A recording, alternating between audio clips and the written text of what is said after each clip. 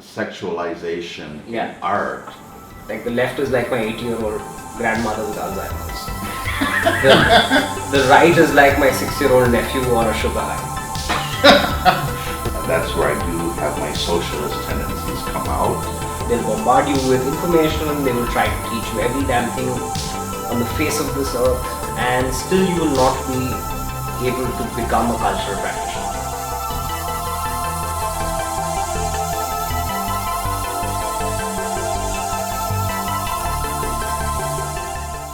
Hope to see you goes tonight.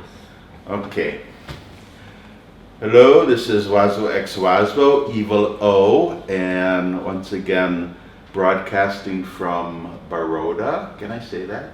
Yeah. Yes. Baroda, okay. It's because we're not drinking any apple juice, apparently. So, today I'm with two people. It's the first time we've tried a three-way dialogue or trialogue. I'm with Satyajit and I'm with Rajat Gajjar.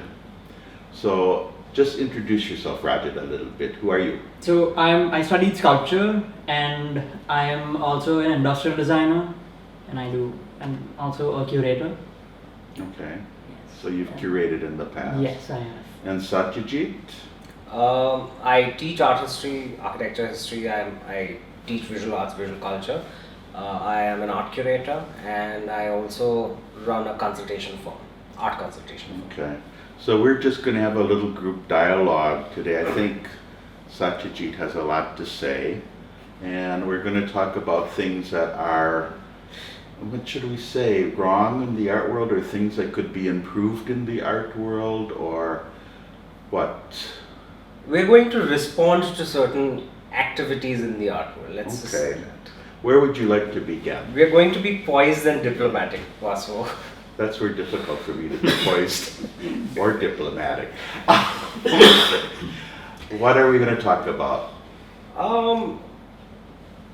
One of the first things that we could begin with is, again, what we were discussing at the dining table, is the fact that you have a very, very strong right and left conversation in terms of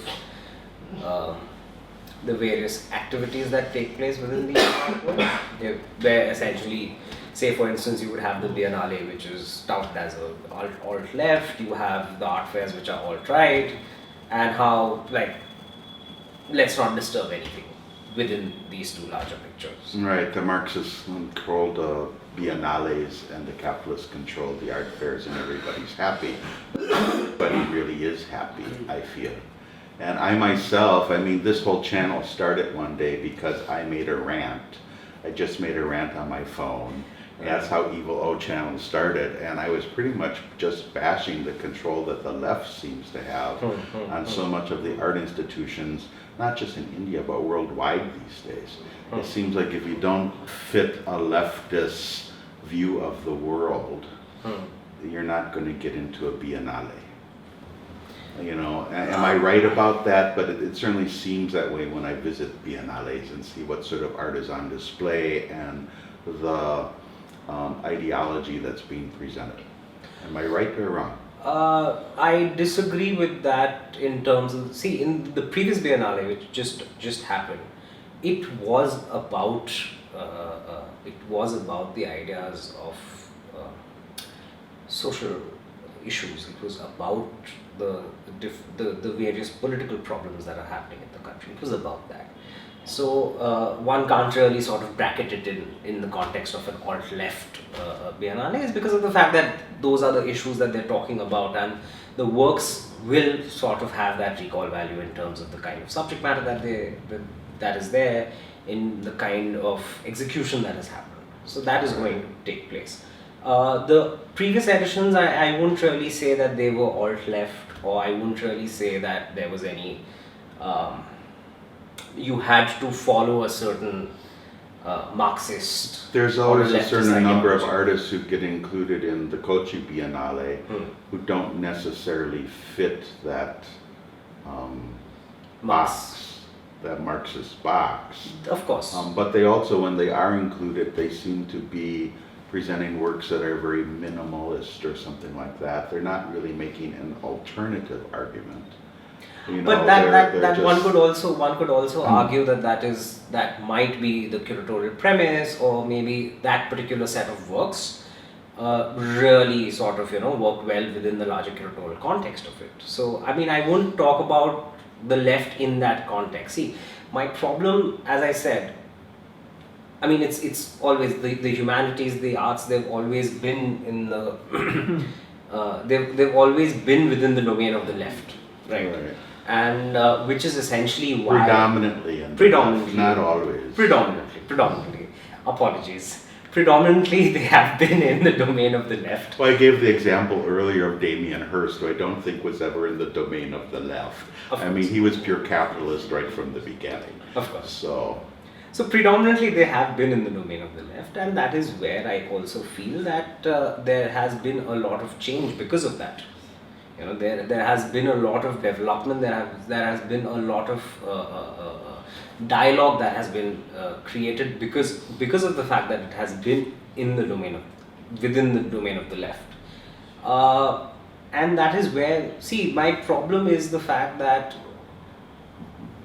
okay, to be slightly politically incorrect over here. please be politically incorrect. That's what this whole discussion is supposed to be about. See, one of my favorite jokes that I make with a lot of my friends who have a certain left ideology is the fact that my point is that you guys take too long to come to a point. That's true. That's like true. For instance, Marx began with the idea that you would have, like, there would be a revolution someday, and the proletariat would wake up, and then they would sort of rebel, and they would overthrow the capitalist aristocratic feudal overlords. And then you had a bunch of post-Marxist scholars who were talking about the fact that there would never be a revolution. The other side of the story is that we would have to create a revolution. Then there were debates as to what a revolution is. And then 200 years later, Zizek comes and says that enough of dialogue and discourse, we need politics of action. It took Marxism 200 years to come to the point that you need to take action. Yes. So that is, so either which is, I mean, all jokes apart, but that's my favorite joke that I like to crack with a lot of my friends who follow, who have a left ideology. But see, somewhere I also feel that the commerce side of things is extremely, extremely important. The management side of things is extremely, extremely important, and especially, I mean, let's face it, like, the Indian art world is a $350-400 million market a year, and that includes the modern art. And let me rephrase that: a large part of it is modern art. Right. And if one looks at auctions that are happening in the West, say for instance in New York or London, if you have a Sotheby's or a Christie's auction, they do that much in one auction, like the annual. As Saffron Art does in an entire year, right? Pretty much. The art world does it in an entire year. I'm saying $300 million is the annual, $300 to $400 million is the annual Indian art market, and that is how much Sotheby's or Christie's end up doing in terms of their modern and contemporary art sales in one night. So I mean, and again, like, we are a country of 1 billion people. We have a lot of people who let's say would like to be a part of the art world in terms of maybe collect, in terms of just maybe go and visit a museum or go and visit an exhibition. But somewhere we are falling short of this entire. There's a lot of artists who intentionally create work that they come right out and say this resists being collected. This work resists, more or less, it's an installation work, it's a drawing on a wall, something like that. And they're trying to make a statement that their work is about social issues or dealing with the community or whatever, but there's nothing materialistic about it. So how do you respond to those artists? I don't find that there's anything necessarily wrong with that, but it bothers me when the same artists turn around later and then complain that they're not being supported and that they're not able to support themselves. It's like, well, you're making an intentional decision not to be market worthy. So then whose fault is that? In order to sell, you have to make something that is, to use industrial language, is a product that you're going to sell. So how do you respond to those artists?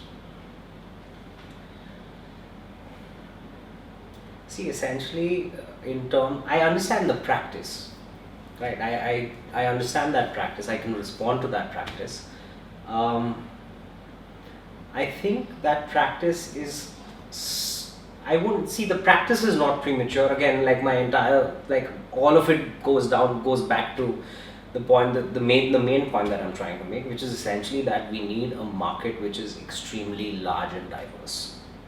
That is the only way that we need public institutions. We need more podcasts like this.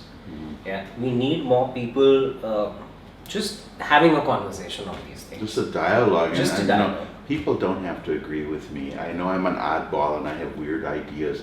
It's fine. People can disagree with me anytime. But what bothers me is some people, they're so entrenched in their ideologies. It's like if you disagree with them, they don't want anything to do with you.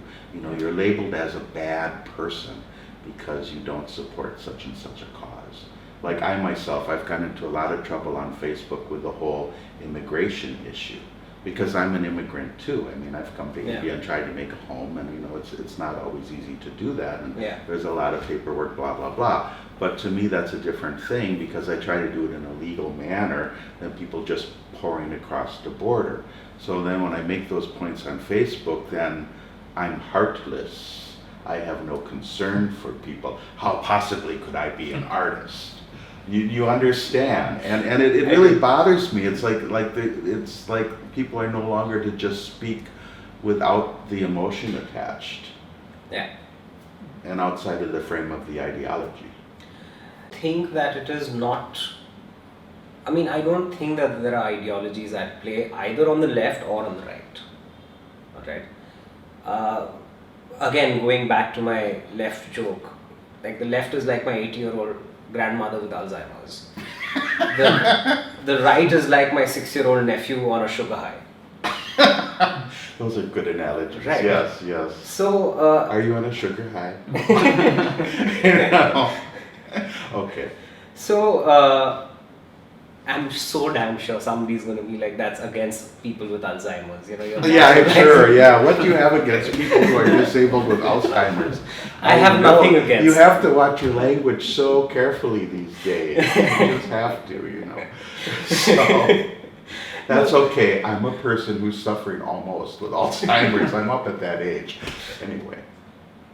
Yeah. So no, but either which way. See, the trouble is that there aren't ideologies at play anymore, Vasu. It's just, as you said, it's just a lot of people with a lot of emotions attached to certain ideas, and rightly so. Alright. The trouble begins when those emotions start pouring out in terms of actions. Right. Because essentially when it is time for action, as Zizek says, it's time for political action. At that particular point of time, what happens is that there is a sense of objectivity, which is a must, right? Without that sense of objectivity, you will not be able to achieve anything, right? It's very similar to how a certain politician somewhere in India was protesting against the government, became the government, and then again protested against the government. So, you have to be politically correct, otherwise you get lynched. So essentially what happens is that it is in this situation that I feel that one really needs to sort of, and it is difficult to get out of that emotional connect, right? It is difficult because if I very strongly believe in a particular thing, if I have a very strong emotions about something, it's going to be difficult for me to not be emotional about it. But I think somewhere we'll have to sort of move beyond those emotions. So I have a question for Rajat. Okay, so the three of us kind of connected because we discovered that we're all kind of into, on one level or another, into Jordan Peterson and the Joe Rogan report and what's loosely called the intellectual dark web. though I have a hard time labeling intellectual with Joe Rogan actually. But you know, he's a facilitator. Same with Dave Rubin. But you know, that's how we all bonded. So okay, Rajat, you're a struggling young curator. Do you find that interest that you have, is that something you have to keep secret from people because you're afraid people will know that you follow those people in this day and age? I don't think so. I don't know too many people who sort of follow them. So or know of them. So I guess you need to be well read or have or need to sort after things like the conversation we had. Or I was looking at a video and I sort of bumped into the JRE podcast. And then I sort of did my own research and sort of started looking at the other people he was speaking about. And that is how my interest towards the podcast grew. And, well, here we are today. Right, because I mean, I find it very strange. And I mean, one thing that has made me question the left more and more is actually their own behavior. Because here I'm somebody, okay, I was kicked off of Facebook for a while. And during that time, I fell into YouTube. I caught Jordan Peterson with his very first The Politically Incorrect Professor video. Started following him. One thing led to another, and pretty soon I was watching the whole group of them. But watching Peterson speak and following him for a long time, and then reading the way he's described in the LA Times and the New York Times and the Washington Post, and it was like night and day. It's like, this is not the person that I'm following on YouTube. They described him in such horrible ways, you know, arch conservative, which actually I think Peterson is rather liberal in many ways. Yeah. You know, he's quite a liberal actually. He's an old-fashioned liberal like I would be. A Nazi, a white supremacist. I mean, all of these things. And it's like, oh, come on, that's not the Jordan Peterson that I follow. You know, and in doing that, it pushes people like me further away. It's like, well, what? I mean, it's sort of like they're proving the point of these people in the intellectual dark web. That's what they're doing. They're proving their own point. They're like proving that you can't really trust the mainstream media and you have to go to ulterior alternative sources. I mean, would you agree with that or no? Ironically, these are the same people who are talking about post-truth. Yes. You mean the media? Yeah. Yes. And I also have a problem with the term post-truth. It's because of the fact that you're either a great liar, Right. yeah, where you know how to twist the facts or just sort of honeypick or cherry pick particular facts to sort of, you know, prove your point, or you're delusional. Right. Right. So then, I mean, this idea of there existing this parallel realm of post-truth is a massive problem. Is because of the fact that media has any form of writing, intentionally or unintentionally, always will talk about a perspective which is not going to be multidimensional, let me put it that way. Right? There are always going to be agendas. Right? Even when we are having this conversation, obviously there are agendas to this conversation, right? Obviously, right. You know, like we are, the point of this conversation or point of this podcast is not to sort of, you know, resolve the debate whether the left and right should, you know, get into a holy matrimony. Right, which will never happen. But it did sort of happen with Zizek and Peterson when they had their debate in Toronto. It was a very interesting coming together because Zizek was coming from obviously a communist perspective, Peterson from his anti-communist perspective, but by the end they were agreeing on a whole lot of things about identity politics and other things. They found agreement, which is the main thing about dialogue. You have dialogue so you can form that, and demonizing the other side doesn't help at all. See, the reason demonizing happens or is a frequent occurrence in today's day and age is because of the fact that we don't have a whole lot of people who are very well read, right? And even when I was in college, when I was studying, I mean, like there is this euphoria. You want to change the world, especially when you are in college as a college kid, and you will start talking about certain ideas and certain points which might not make any sense at all. But again, the ability to go back in retrospect and understand where all one was sort of, missing the point, and how do you then move beyond that? How do you then move towards, because see, ultimately both of them, I don't feel that either of them are bad people. Alright. I don't feel that either of them, either the left or the right. Either the left or the No, right. they're not. Everybody's functioning according to what and they I'm not think talking- is the pathway to a good society in some way. Exactly. Everybody, but there's just different views on how Different to views. approach that. And again, I don't mean to discount the fringe groups over here on either side. Right. Yeah, there are fringe groups, and there will exist fringe groups, and they are going to create ruckus. We're not talking about those people. We're not considering those people a part of either of the two sides. But essentially, at the end of the day, the ability to genuinely sit and introspect and sit and be able to respond to certain ideas. Right. Like we've stopped responding. Well, that's a big thing that It's a Peterson, reaction. very early on, Peterson's talk about the logos, Yeah. and how the postmodernists have rejected the idea of the logos, which is the root word of logic and dialogue and all of this, because they see it only as a battle between different power structures.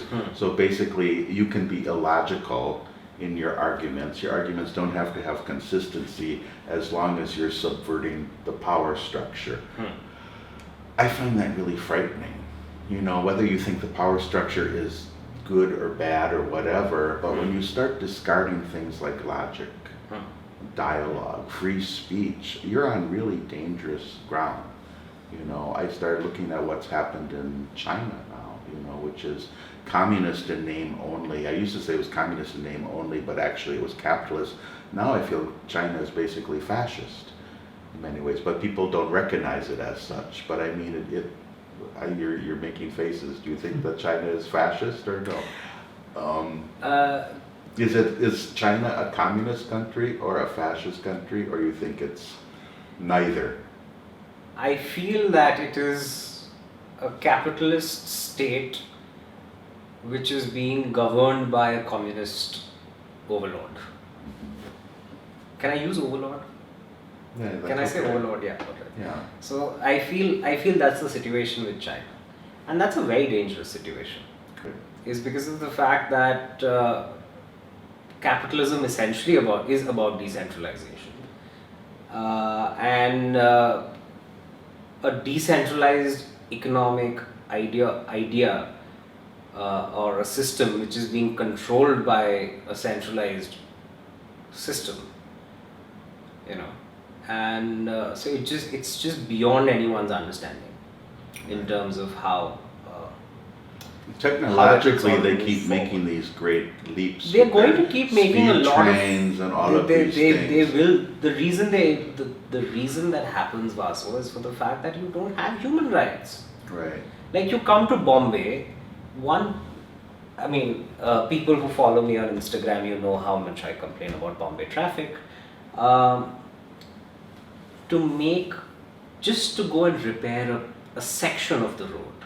Right. Like you have to go through a million different departments, you have to go through a million Right. different agencies, you have to make sure that the people who are working over there, they work only a certain number of hours. And again, then you have the option, and you also have people who are going to go and protest with regards to those repairs, is because of the fact that it is causing them delay in terms of their daily commute, or it is causing them a disturbance when they're sleeping at night. So there are a myriad set of problems. China doesn't have that. I mean, if one just looks at, if one just watches a bunch of these documentaries that are there on the infrastructure development of China. In fact, a lot of documentaries on the art market in China also talk about this aspect of China and the Chinese economy, which is the fact that in order for a new building to come up, you can just relocate. You just a million take out all people. the artists Yeah. from their studios and bulldoze it. Bulldoze it, Right. or you could also just in a night you And could no have a million protests people. are allowed. Yeah. No protests are allowed. I mean, that's what I don't understand about young artists who really seem to believe that everything would be better for them as artists under a communist system. Because it's like, well, yeah, you might get your stipend from the government under the communist system, you might get your free studio space, but they're also going to control everything you do. You're going to lose your freedom because the government takes control to build the perfect society. And so you have to follow that plan in some way. And your individual voice is squashed. And that was what was happening in China up until the 90s. That was what was happening in China on a very, very large scale up until the 90s. You had 5 systems, you had 5 government bodies who were controlling the various artistic production, the display, and also education. Right? You had the government which was regulating who was regulating the content right up until the universities. Right? And you also had an artists association. I'm so sorry, I'm forgetting names of these different organizations and heads. Happens. But you had a bunch of these different systems which were being controlled completely by the state. And it was in the 90s when there was economic liberalization, and when you had a bunch of these different real estate companies, when you had a bunch of these different industries and industrialists who started promoting and supporting Chinese art. That's when Ai Weiwei and everybody started coming up. Yeah, and you had a bunch of these different international curators enter China, because that was the time you could enter China now. Yes. And go and pick up a bunch of these different Chinese artists who were doing some phenomenal work, for that matter.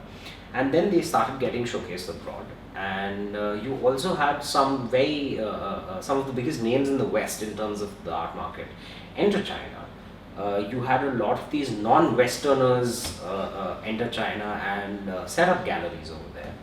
And they were the ones who created a lot of buzz around Chinese art. And today you have, today Chinese art is considered, collecting Chinese art is quite a legitimate international thing to do. I'm just going to take a little break. I want to make sure we all have some water. Sure. I need some. Okay, to get back, we took a little break just to grab some pani for ourselves. We were going to talk about the Indian art scene, and we're going to start with you, Rajat, just some comments about what might be wrong with it, and what the difficulties are in curation in this environment. So, I think we should start with academics. And we need really good teachers who are academically inclined and sort of have a foot in our physically creating work, and not just teachers. Because I feel, especially in Baroda, I do not know about the sculpture department in Baroda specifically. Yes.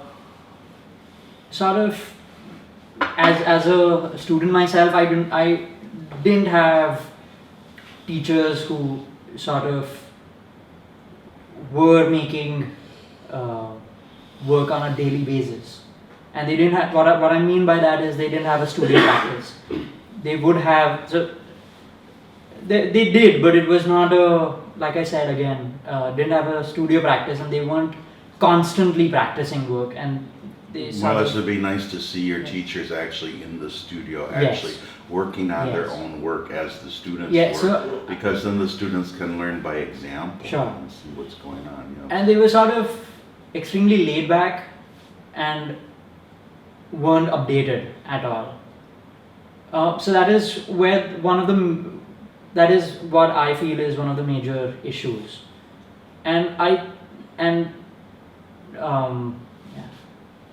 No, I think you're right. I mean, it drives me crazy working with some of the older critics, who've been wanting to write about me and Rakesh or something like that, and then they'll just announce oh, well, I don't do Facebook, and I only check my email once a week or something. That's well, to me, I'm an old person. I mean, I just turned 66 or something, but I mean, it's I try to keep up with it.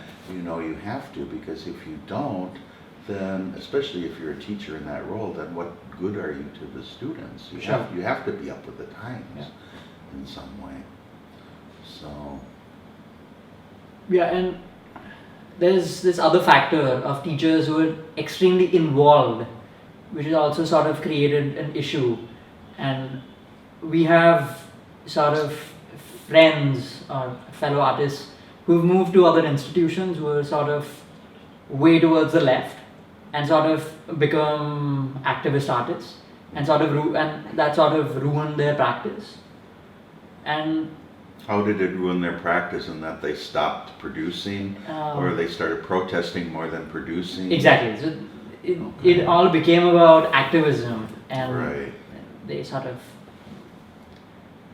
do not produce work anymore. Or if they do, is like how you were mentioning earlier about doing wall art and sort of, which is fine by me, but I mean, it doesn't lead to anything. It doesn't lead to a career. Yes. If you're thinking of it as a career. Yes. I asked Indra Pramit Roy yesterday when I interviewed him. He's a very nice guy. I like him a lot. But I asked him if there was any attempt in Baroda to teach students the business side of art, and he just flat out said no. No. Yeah. No, that didn't happen. Although we did talk about that there was a chance, there was a certain way in which the students picked up the idea of networking, Sure. getting to know people, which can be a side of that business. But, I meet so many young students who, they're out at Baroda and like they don't know how to make a PDF file or an Excel sheet or anything like that. And it's like, well, didn't they teach you this in school? It sort of comes with part of being an artist. You have to be able to do these things. And I think that's also, see, it's not Baroda that falls behind in terms of that aspect of things. It's the problem with the larger education. The problem is with the education system at large. Is art education system at large, is because of the fact that, for instance, he's talking about the fact that one didn't have great teachers. Sculpture department Baroda has suffered extensive. I mean, like since the time that we were there. Yeah. It hardly exists anymore, Before that, I think. way before that, the sculpture department at Baroda has been suffering in terms of the lack of good faculties. Right. And it's quite sad to see that, is because of the fact that you walk into any other department and you have people who are practicing artists, you have people who are practicing art historians or curators and writers for that matter. And so somewhere also, that aspect of education and like having the ability to get good faculty on board. And again, there are a bunch of government regulations, and like you have other set of issues which sort of screw up the entire After system. the whole Chandra Mohan incident, I was told that when every time they mounted an exhibition at the Faculty of Fine Arts now, that representatives from the local government come in, the BJP or whoever, the BHP, whatever, come in and like inspect the show. Do they do that? Censor. Not Are anymore. they still So they doing that, have or is that ended? they have a body in the college to do that for them. Okay. So if they see a problematic work, they let them display, and then while there's a public display, they ask them to remove. So that's why I always say, I mean, the censorship issues, I always would associate typically with the right wing. Yeah. And then lately, suddenly, all the censorship issues that seem to be coming from the left wing. A lot of censorship. I mean, what the left, again, in terms of a college system, it's not the left which is at fault at all. It's primarily the external factors which are an issue. Yeah. So, but having said that, see, with regards to, and we've been lucky enough to be able to have these conversations with our professors. So, which is something which is quite progressive in terms of the way things are at Baroda, for that matter. But I like the other side of the story. See, I'm so glad that I'm from Baroda, and I did not go anywhere else to do a master's in art history, at least in India for that matter, is because of the fact that like somebody had said this once, like there are colleges where you go and then they'll bombard you with information, they will try to teach you every damn thing on the face of this earth, and still you will not be able to become a cultural practitioner. And then there are certain colleges, you walk the hallways and you become a cultural practitioner. Baroda is the latter. And see, the major issue with the education system by and large is the fact that we haven't gotten over a colonial hangover. Right. And even with regards to post-colonial, I mean, one studies and reads. I was post-colonial hoping for a theory. hangover this time. I was hoping to be drinking whiskey and smoking cigars during this Well, conversation, but it didn't you're in happen. Baroda, so. Yeah, I'm in Baroda, so we can't do that. Ironically, you get caught drinking alcohol in Baroda. It's a 6-month non-bailable offense. Ah, So there are higher chances of you getting bail if you go and kill someone than if you get caught drinking. you get 6 months non-bailable, Yeah. really? Yeah. You get put in prison for Yeah. 6 months, really? Oh my God, that's horrible. So don't drink in Baroda. Okay. I Guys, guess- don't I drink in guess Baroda. Don't drink in Baroda, guys. Very bad. Anyway, we'll just stick to our water. Anyway, getting back to what were we talking about? Yeah. No, so the larger problem is the problem of a colonial hangover. And that begins from the fact that, for instance, since I teach at a bunch of these art and design colleges, one of the first questions that I like to discuss is what is art, what is craft? Because that is exactly the point where, this entire colonial argument and this entire colonial issue in terms of the education begins. And see, understand this, like you had art colleges which were set up in the 1800s, 1850s essentially, and they taught academic realism as fine arts, and Indian arts were introduced as craft. Right. And you go and talk about these ideas to Which was really a nasty way of doing it. exactly. And again, the British did it by the books. Right. They literally did it by the books. And I mean, somebody to definitely read in terms of this entire argument and this entire conversation on language is this lady called Professor Gauri Vishwanathan. And she's a professor at Columbia. And she's written a fantastic book, which is also an extension of her PhD thesis, where she's talking about how English language was introduced as a way of it was introduced as a way of sort of controlling the natives as they were called, as we were called, and how English literature was introduced as a subject. Yes. So you read English literature, you read about a bunch of these different British poets and playwrights, and Which had nothing to do about the Indian context whatsoever, Exactly. right? and at the same time you would not have somebody read, say, a Shakuntala by Kalidas. It's because of the fact that the British were able to appreciate the kind of they were able to appreciate the kind of rural setup and the romanticism of nature and all of that is present in the text, but it was deemed as the natives would not be able to appreciate the Shakuntala unless and until they read English and they become as intellectually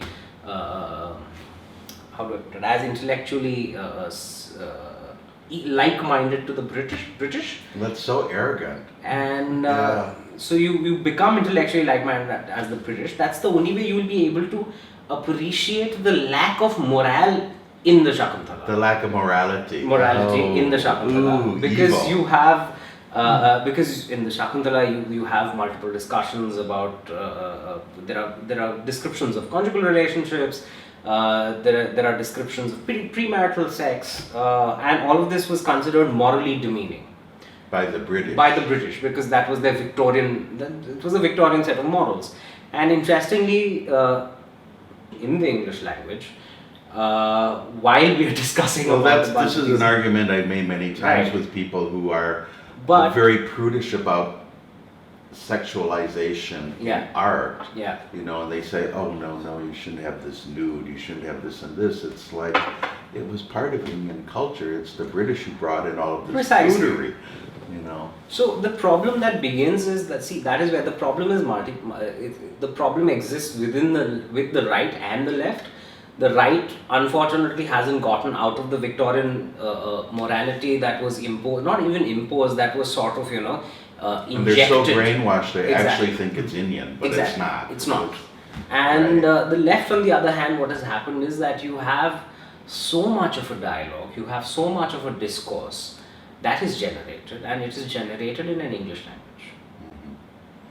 Right, we were going to talk about the lack of teaching in the local vernacular languages. Precisely. Which I see as a big problem. We need art magazines that are in Hindi and in Kannada and in Tamil. And I don't understand, of course, it's hard just to keep the English language ones afloat, but there aren't many around. I know there are a few.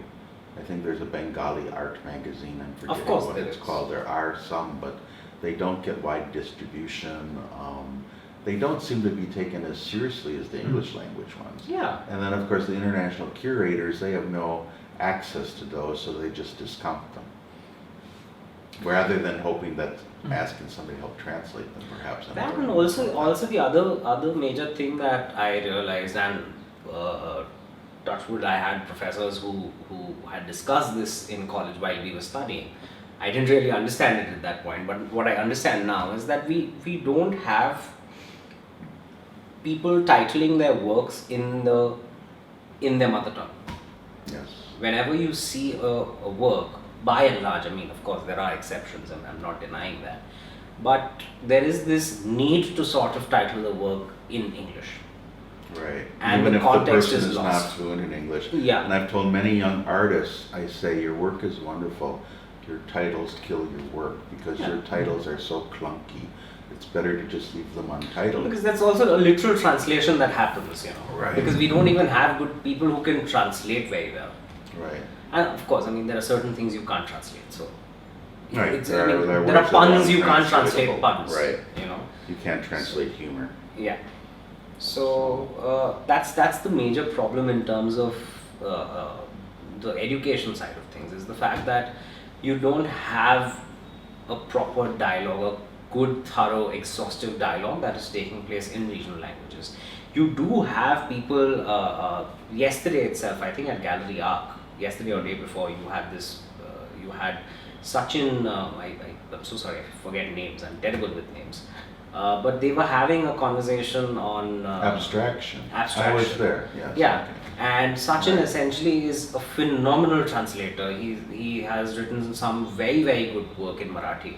I can't read Marathi, but luckily I have friends who sort of read it out loud for me.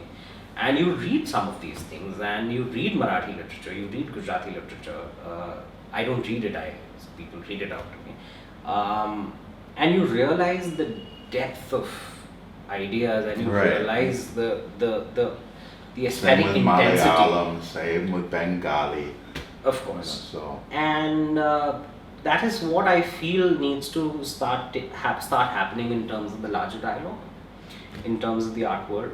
Kochi does a damn good job in terms of having the text in multiple languages, and they do a good job in terms of the translations. main thing I see that's lacking in the Indian art scene that China has and India does not, and that's the museum infrastructure. And it's like why that hasn't developed in India, I don't know. And that's where I do have my socialist tendencies come out, because I am an old liberal actually. Yeah. But there are certain things that the government needs to do because private enterprise really doesn't do it. And one of those things is museum creation.